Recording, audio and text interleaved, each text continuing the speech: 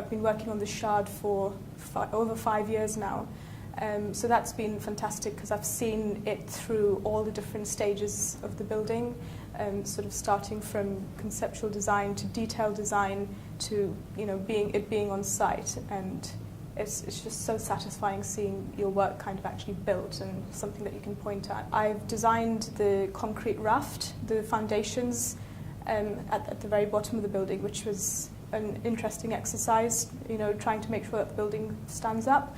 And then on the opposite scale of things, I worked on the spire, which is an architectural bit of steel at the top of the building, where we've got the viewing gallery, and we'll have millions of visitors every year coming in and looking at the views of London from there. Going to the top of the Shard is just amazing, because at the minute you can see the views without any glass in, and so it's just an absolutely clear view of London, which was just fabulous.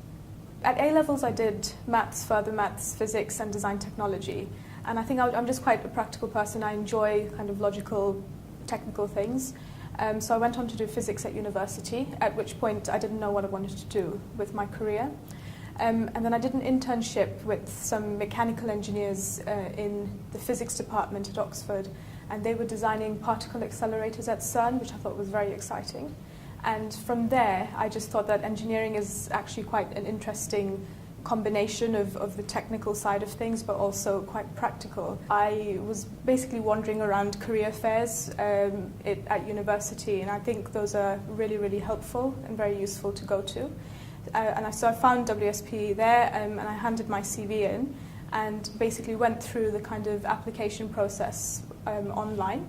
And then I was invited for an assessment day and offered a job. The main point is that if you're a good problem solver and good at maths, then you can be an engineer.